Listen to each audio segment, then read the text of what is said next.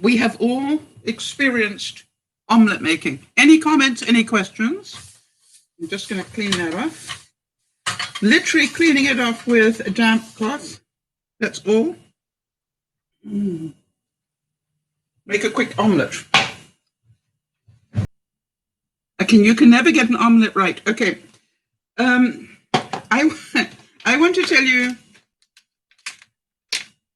watch this and just watch it and see what you think, Sam. Okay. All I do to make an omelette with this is I crack 2 eggs.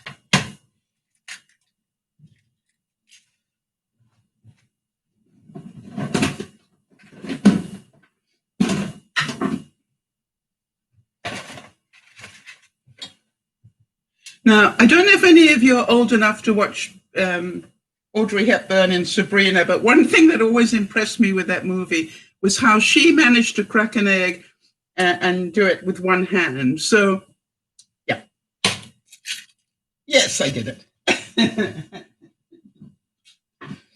And if you've never done it, what I did is I bought a dozen eggs with the purpose of actually learning how to do that.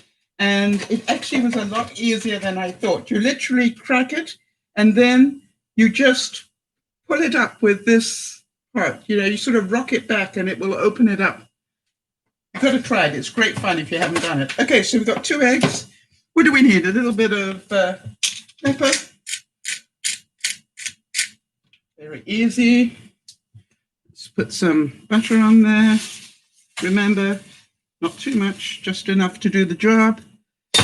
And a little bit of salt. I don't normally have salt, but you know, just for the purposes of what we're doing here. There we go. A little bit of Himalayan salt. And now, I'm going to make a noise again.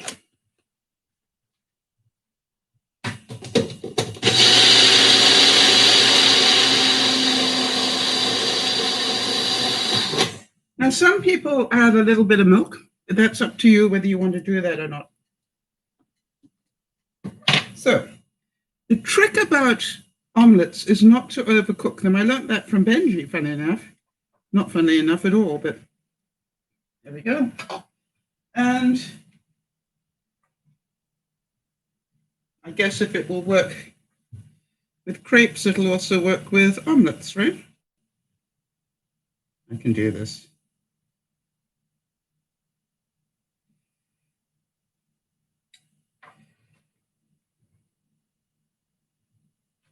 Good enough. All right, so what I thought I'd do is make it nice and easy, and we'll make a cheese and onion one. By the way, these are spring onions that are continuing to cook in a glass all week or longer, just like that. And just so whenever I cut it, it's going to be absolutely fresh.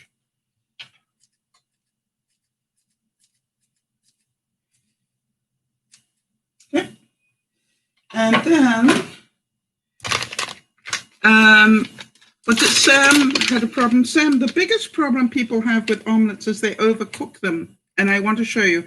So all I do is I then put 2 pieces of cheese like that on, I just want to put it away, on the omelette.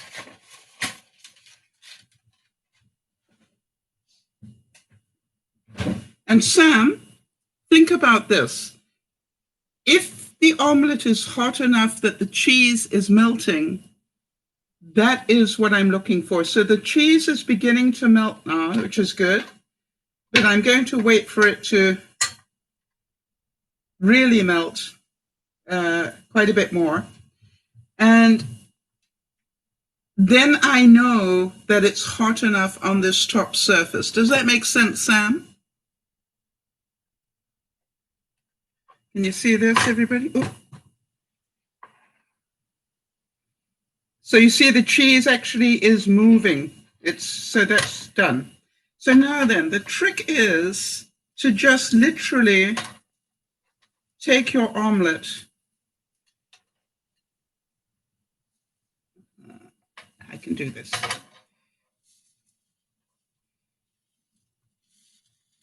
And let that last bit cook on its own, Sam. And you will find, if you do that,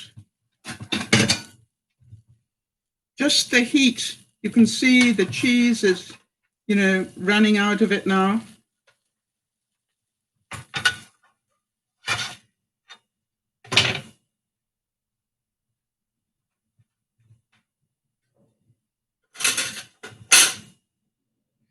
And what you will find is if you cook it like that, you've got a perfect omelette that is cooked, but not that it's light. You know, it's not.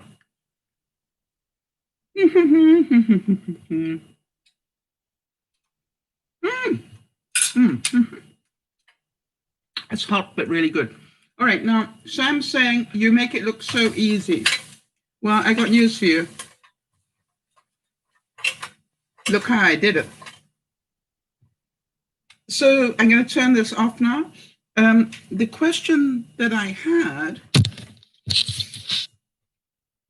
was, if I think about it, there are an awful lot of gizmos I bought in my time that were useful, but, you know, didn't use them very much. I use this almost every day.